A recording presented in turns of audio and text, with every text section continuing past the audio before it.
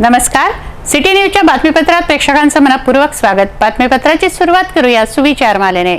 भविष्याची स्वप्ने न पाहता वर्तमानावर लक्ष केंद्रित करा, यश मिळेल। आजचा सुविचार आपण बघितला, आता घेऊया छोटासा ब्रेक।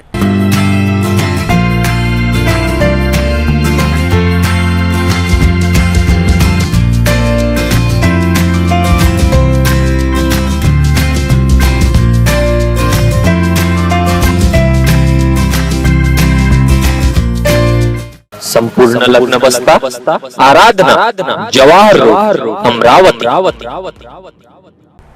जर तुम्हाला आमचे सिटी न्यूज चॅनल टीव्हीवर दिसत नसेल तर ताज्या आणि निर्भीड बातम्यांसाठी आमचे चॅनल यूट्यूबवर सबस्क्राइब करा आणि बेल आयकॉनवर क्लिक करा। तुम्हाला सिटी न्यूजवरील बातमी सर्वप्रथम पाहायला मिळेल। आपण फेसबुक व्हॉट्सॲपवरही सिटी न्यूजवरील ताज्या घडामोडी बघू शकता। ब्रेकनंतर पाहूया बातम्या। लोकसभा निवडणुकीसाठी चिन्ह वाटप झालं, आता प्रचाराचा धुरळा उडणार आहे। निवडणूक काळात उमेदवाराने किती खर्च केला याची माहिती 3 दिवसातून एकदा द्यावी लागणार आहे। अद्याप कोणत्याही पक्षाच्या उमेदवाराने खर्च सादर केलेला नाही। निवडणूक काळात उमेदवारांकडून होणाऱ्या खर्चावर निवडणूक आयोगाचा वॉच राहतो, त्यामुळेच प्रत्येक उमेदवाराला त्याने केलेल्या खर्चाची माहिती निवडणूक विभागाकडे सादर करावी लागते। दरम्यान अमरावती लोकसभा निवडणुकीच्या रिंगणात असलेल्या उमेदवारांना 3 दिवसातून एकदा खर्चाची माहिती सादर करावी लागणार आहे। उमेदवारांची एकाच वेळी गर्दी होऊ नये म्हणून निवडणूक खर्च व्यवस्थापन कक्षाने वेळापत्रकच तयार केलं आहे। आचारसंहिता जाहीर झाल्यापासून उमेदवारांना खर्चाचं विवरण देणं बंधनकारक आहे, मात्र नामांकन अर्ज मागे घेईपर्यंत नेमके किती उमेदवार निवडणूक लढवणार याबाबत चित्र स्पष्ट होत नाही। दरम्यान अमरावती लोकसभेसाठी शुक्रवारी अर्ज मागे घेण्याची मुदत होती, ती संपली आणि उमेदवार निश्चित झाले आहे। त्यामुळे आता रिंगणात असलेल्या 24 उमेदवारांनाही आचारसंहिता लागू झालेल्या दिवसापासून दर दिवसाचा हिशोब निवडणूक विभागाकडे द्यावा लागणार आहे। जिल्हा वकील संघाची निवडणूक शनिवारी घेण्यात आली। या निवडणुकीत अध्यक्षपदी ॲडव्होकेट तायडे यांनी बाजी मारली, तर सचिवपदी ॲडव्होकेट ठाकरे विजयी झालेत। वकील संघाच्या 11 कार्यकारिणी सदस्यांपैकी 7 सदस्य यापूर्वीच अविरोध निवडले गेलेत। अमरावती जिल्हा वकील संघाच्या निवडणुकीत अध्यक्षपदावर ॲडव्होकेट महेंद्र तायडे यांनी बाजी मारली असून सचिवपदी ॲडव्होकेट एस ठाकरे विजयी झाले आहेत। अमरावती वकील संघाद्वारे शनिवारी अध्यक्ष, उपाध्यक्ष, सचिव व ग्रंथालय सचिव अशा एकूण 4 पदांकरता मतदान घेण्यात आलं। सकाळी 11 वाजेपासून मतदानास सुरुवात झाली। वकील संघाच्या 1026 मतदारांपैकी 863 मतदारांनी मतदानाचा हक्क बजावला। अध्यक्षपदाच्या लढतीमध्ये ॲडव्होकेट महेंद्र तायडे यांनी त्यांचे प्रतिस्पर्धी ॲडव्होकेट संजय भोंडे यांचा पराभव केला। ॲडव्होकेट तायडे यांना 572 मतं प्राप्त झाली असून भोंडे यांना 283 मतं मिळाली। सचिव पदाच्या लढतीत ॲडव्होकेट एस पी ठाकरे व ॲडव्होकेट एस व्ही ढोले यांच्यात लढत झाली। ठाकरे यांनी 417 मते मिळवत विजय प्राप्त केला। त्यांचे प्रतिस्पर्धी ॲडव्होकेट ढोले यांना 381 मतं मिळाली। उपाध्यक्ष पदासाठी ॲडव्होकेट व्ही एस सावळे व ॲडव्होकेट एम ओ माहोरे यांच्यात काट्याची लढत झाली। सावळे यांनी माहोरे यांच्यावर केवळ 3 मतांनी विजय मिळवला। ॲडव्होकेट सावळे यांना 430 तर माहोरे यांना 427 मतं प्राप्त झाली। ग्रंथालय सचिव पदासाठी झालेल्या निवडणुकीत ॲडव्होकेट वाय यू खामरे व ॲडव्होकेट डी एन राऊत यांच्यात लढत होऊन ॲडव्होकेट खामरे विजयी झाले। खामरे यांना 506 तर राऊत यांना 345 मतं मिळाली। निवडणूक निर्णय अधिकारी म्हणून ॲडव्होकेट राजेंद्र अग्रवाल, सहाय्यक निवडणूक अधिकारी ॲडव्होकेट देवदत्त गावंडे, ॲडव्होकेट अतुल काकडे यांनी काम पाहिलं। वकील संघाच्या 11 कार्यकारिणी सदस्यांपैकी 7 सदस्य यापूर्वीच अविरोध निवडण्यात आले। व्यापाऱ्याच्या डोळ्यात मिरची पावडर टाकून लुटणाऱ्या भामट्यांना शहर पोलिसांनी जेरबंद केलं। घटनेच्या अवघ्या तासात शहर पोलिसांनी घटनेचा छडा लावला। खामगाव मधील ही घटना आहे। बुलढाणा जिल्ह्यातील खामगाव शहरातील व्यापाऱ्याच्या डोळ्यात मिरची पावडर टाकून लुटणाऱ्या तिघांना शहर पोलिसांनी जेरबंद केलं आहे। घटनेच्या अवघ्या 7 तासात शहर पोलिसांनी छडा लावला। त्रिलोक कृपालदास लखानी हे आपलं स्वीट मार्ट बंद करून घरी जात होते। दरम्यान नॅशनल शाळेच्या बाजूला तिघांनी त्यांच्या डोळ्यात तिखट टाकलं। त्यानंतर मोटरसायकलवरून लखानी हे खाली पडले। तितक्यात अज्ञात युवकांनी त्यांच्या हातातली पैशाची बॅग घेतली व फरार झाले। काल रात्री 11 वाजेच्या सुमारास त्रिलोक लखानी हे आपले दुकान बंद करून मुद्देमालासह पिशवीमध्ये घेऊन घरी जात असताना अंधाराचा फायदा घेऊन 3 अज्ञात मुलांनी त्यांना अडवून त्यांच्याकडे मुद्देमाल जबरीने घेऊन गेले. त्यांनी त्यात प्रतिकार केला असता त्यांनी मिरचीची पूड त्यांच्या डोळ्यात टाकली. जवळपास 70 ते 80 हजार रुपये रोख रक्कम, 10 ते 20 हजार रुपयांचे मोबाईल रिचार्ज वाउचर यामध्ये होते. शहर पोलिसांनी वेगाने चक्रे फिरवून घटनेचा छडा लावला. तिघांना ताब्यात घेतलं. ही माहिती पोलिसांना मिळताच तात्काळ आम्ही 4 ठिकाणी वेगवेगळ्या पथकांमार्फत नाकाबंदी करून 1 तासाच्या आत 3 आरोपींना अटक करून मुद्देमालासह ताब्यात घेतलेले आहे. त्यातील 1 आरोपी जुवेनाइल असून 2 आरोपी सध्या अटकेत आहे.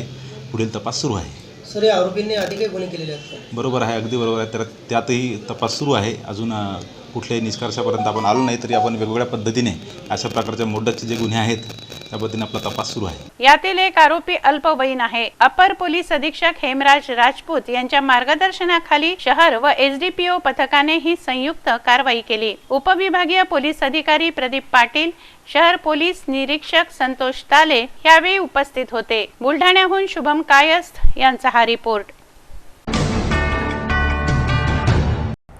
खल्लार ते चंद्रपूरच्या मध्यस्थ असलेल्या सलाम पॉइंट वळणावर शुक्रवारला रात्री 10 वाजेच्या सुमाराला एका दुचाकीचा अपघात झाला. अपघातामध्ये दुचाकी चालवत असलेल्या युवकाच्या डोक्याला जबर मार लागल्याने उपचारादरम्यान खासगी रुग्णालयात त्याचा दुर्दैवी मृत्यू झाला. खल्लार ते चंद्रपूरच्या मध्यस्थ असलेल्या सलाम पॉइंट वळणावर शुक्रवारी रात्री 9:50 सुमाराला एका दुचाकीचा अपघात झाला. अपघातामध्ये दुचाकी चालवत असलेल्या युवकाच्या डोक्याला जबर मार लागल्याने उपचारादरम्यान खासगी रुग्णालयात युवकाचा दुर्दैवी मृत्यू झाला. मोहम्मद रिजवान, वय वर्ष 23 असं मृतकाचं नाव आहे. मोहम्मद तौफिक हा त्याच्या गाडीवर होता. हे दोघेही अंजनगाव सुरजी येथील राहणारे आहेत. हे दोघेही युवक MH27 AZ 0944 क्रमांकाच्या गाडीने काही कामानिमित्त अमरावतीवरून परत येत असताना रात्री 9:50च्या सुमाराला चंद्रपूर येथील सलाम पॉइंट वळणावरील रपट्याच्या खाली त्यांची दुचाकी कोसळली. या अपघातात दुचाकी चालवत असलेल्या मोहम्मद रिजवानच्या डोक्याला जबर मार लागला. पाठीशी बसून असलेल्या मोहम्मद तौफिकला थोडेफार खरचटले. रात्री गस्तीवर असलेल्या खल्लार पोलीस स्टेशनच्या वाहनाने तात्काळ जखमींना प्रथमोपचाराकरता प्राथमिक आरोग्य केंद्र चंद्रपूर येथे पोहोचवलं. मोहम्मद रिजवानची प्रकृती चिंताजनक असल्यामुळे त्याला पुढील उपचाराकरता अमरावतीला हलवण्यात आलं. खासगी रुग्णालयात उपचारादरम्यान त्याचा दुर्दैवी मृत्यू झाला. आज हे अंजनगावचे जे मुलं होते त्यांचा जो ॲक्सिडेंट झाला अंजनगावचे, तिथं जर गतिरोधक असता तर हा प्रकार घडला नसता. बिलकुल बरोबर आहे की नाही. आणि त्या ठिकाणी असे बरेचसे ॲक्सिडेंट झालेले आहेत. बिलकुल बरोबर. आणि गतिरोधक असला तर हे ॲक्सिडेंट होणार नाही. तरी आमची अशी अपेक्षा म्हणजे विनंती आहे तुम्हाला, तुम्ही बांधकाम विभागाला हे कळवून त्या ठिकाणी एखादा गतिरोधक तयार करावा, अशी आम्ही चंद्रपूर, बेंबळा, खल्लार या ग्रामस्थांकडून आपणास विनंती करतो. या रपट्यानजीक स्पीड ब्रेकर असता तर या युवकाचा मृत्यू झाला नसता. या घटनास्थळावर अनेक अपघात घडले आहे असं नागरिकांनी सांगितलं आहे. खल्लारहून सरजीव बहुराशी यांचा हा रिपोर्ट. विश्व हिंदू परिषद बजरंग दल अमरावती महानगरतर्फे श्रीरामनवमी शोभायात्रेचं आयोजन शनिवार 13 एप्रिल रोजी सीताराम बाबा मंदिराच्या मैदान बालाजी प्लॉट येथून सायंकाळी 5 वाजता करण्यात आलं आहे. याविषयीची माहिती पत्रकार परिषदेत देण्यात आली. 13 एप्रिलला श्री रामनवमी निमित्त भव्य दिव्य अशी शोभायात्रा काढण्यात येत आहे. विश्व हिंदू परिषद बजरंग दल यांच्या वतीने ही वैशिष्ट्यपूर्ण अशी शोभायात्रा संत सीताराम बाबा मंदिराच्या प्रांगणातून निघणार आहे. या संदर्भातील माहिती पत्रकार परिषदेत देण्यात आली. पत्रकार परिषदेला शोभायात्रा समितीचे अध्यक्ष नितीन धांडे, कार्याध्यक्ष अशोक टेंभरे, संयोजक धर्मेंद्र गुप्ता, सहमंत्री चेतन वाटणकर, सहसंयोजक सुमित साहू, अर्चना देवडिया आदी उपस्थित होते. ही शोभायात्रा जो आहे तो तुम्हाला आम्ही दिलेलाच आहे. या शोभायात्रेची जी समिती आहे ती समितीचं नाव सुद्धा तुम्हाला आम्ही दिलेलंच आहे.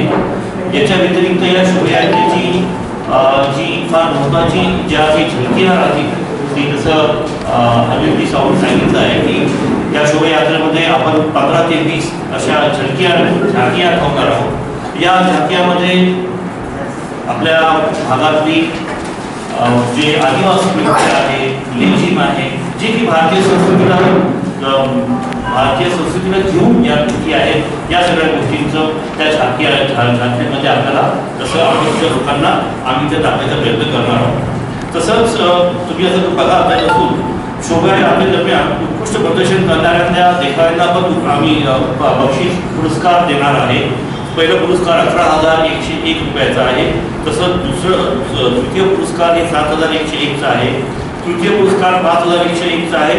असे हे सगळे आणखी मला वाटते कमीत कमी 10 ते 15 लोकांना आम्ही या झाकियांना, चांगल्या झाकियांना आम्ही एक पुरस्कृत करणार आहे. MIMच्या 5 जणांनी राजीनामे दिले आहेत, जे MIMचे फाउंडर आहेत असं सांगतायत. मोहम्मद नाजिम हे सध्या MIMचे अध्यक्ष आहेत, परंतु या 5 जणांनीच कोर कमिटीची स्थापना केली आहे. आपल्याला विश्वासात घेतलं जात नाही म्हणून राजीनामे दिल्याचं सहसचिव हिदायत खान यांनी पत्रकार परिषदेत सांगितलं. MIM पार्टीमधून अमरावती शहर कोर कमिटीचे फाउंडर सदस्यांनी राजीनामा दिला आहे. 5 जणांनी राजीनामा दिला आहे. आपल्याला विश्वासात घेतलं नसलं जात असल्याचं त्यांचं म्हणणं आहे. MIMचे सहसचिव हिदायत खान, कोषाध्यक्ष मोहम्मद इक्बाल, शहर महासचिव खालिद पटेल, शहजाद खान, अफजल खान यांनी पत्रकार परिषद घेऊन त्यामध्ये ही माहिती दिली. मेरी नाराज़ी पार्टी MIM से नहीं है, ना असद साहब से है. मैं एक छोटी सी अपनी पार्टी की में काम करना चाहता था और पार्टी को काम भी कर रहा था, और कुछ नाराज़ी हमारे प्रेसिडेंट की नाराज़ी की वजह से मेरा बहुत मतलब दिल दुखा है, और वो दुख बार बार वही चीज़ें हो रही है जो चीज़ें नहीं होनी चाहिए थी. इसलिए मैंने रिज़ाइन किया, और रिज़ाइन करने के बाद में जब बताया गया कि ये 6 तारीख को आपने रिज़ाइन किया था, तो हमने 6 मार्च को तो नहीं किया, हमने 7 जनवरी 2019 को रिज़ाइन किया था. धारणी तालुक्यातील कळमखार हे गाव खासदार अडसूळ यांनी दत्तक घेतलंय. येथे सिटी न्यूजची टीम गेली असता अनेक चकित करणारे खुलासे समोर आले आहेत. गावाचा किती विकास झाला, कोणी केला, बघा सिटी न्यूजच्या विशेष रिपोर्टमध्ये सोमवारी सायंकाळी 7 वाजता. खासदार अडसूळ यांनी दत्तक घेतलेलं गाव धारणी तालुक्यातील कळमखार या गावाला सिटी न्यूज चमूने भेट दिली. या गावात स्वच्छता किती प्रमाणात आहे, ओपन जिमचा उपयोग किती लोक घेत आहेत, किती जणांना घरकुलाचा लाभ मिळाला, किती रस्त्यांचं बांधकाम झालं, हे पहा विशेष रिपोर्टमध्ये. कळमखारचं वास्तव या विशेष रिपोर्टमध्ये सोमवारी सायंकाळी 7 वाजता. हा रिपोर्ट आपण सिटी न्यूज चॅनेलवर बघू शकता. शिवाय हा विशेष रिपोर्ट बघण्यासाठी यूट्यूबवर सिटी न्यूज चॅनेलला सबस्क्राईब करा व फेसबुकवर सिटी न्यूजला लाईक करा.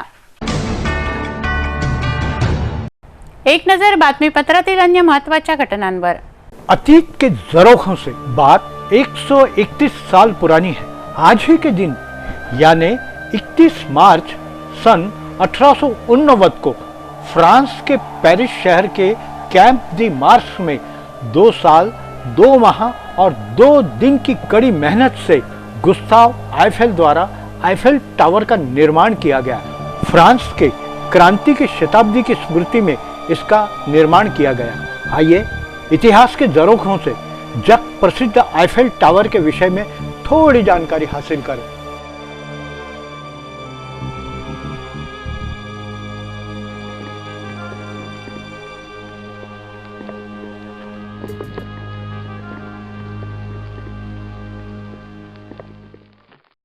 आइफेल टावर में वापरे गए लोहे का वजन 73,000 टन है. इसके 18,000 मेटेलिक पार्ट को 2.5 मिलियन रिबीटों से जोड़ा गया है. रोजाना 300 कारीगरों ने इसके निर्माण में हिस्सा लिया था.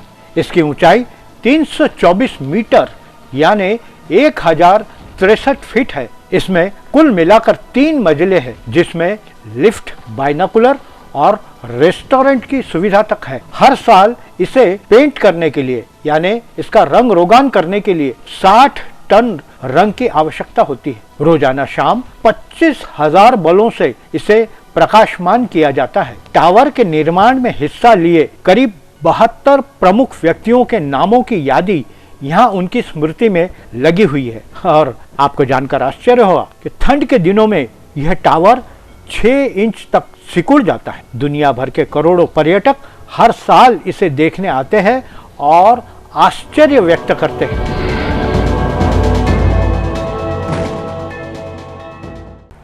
जर तुम्हाला आमचे सिटी न्यूज चॅनल टीव्हीवर दिसत नसेल तर ताज्या आणि निर्भीड बातम्यांसाठी आमचे चॅनल यूट्यूबवर सबस्क्राईब करा आणि बेल आयकॉनवर क्लिक करा। तुम्हाला सिटी न्यूजवरील बातमी सर्वप्रथम पाहायला मिळेल।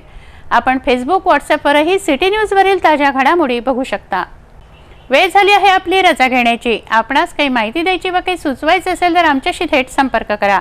आमचा पत्ता सिटी न्यूज कार्यालय, मातोश्री आर्केड, सहकार भवन समोर, मोर्शी रोड, अमरावती। आमचा फोन नंबर आहे 9403-620-111 आणि वेबसाईट आहे www.citynews.net.in। अचूक, सडेतोड आणि निर्भीड बातम्यांसाठी बघत राहा अमरावतीचं नंबर 1 चॅनल, फक्त सिटी न्यूज। बातमी आमची, विश्वास तुमचा।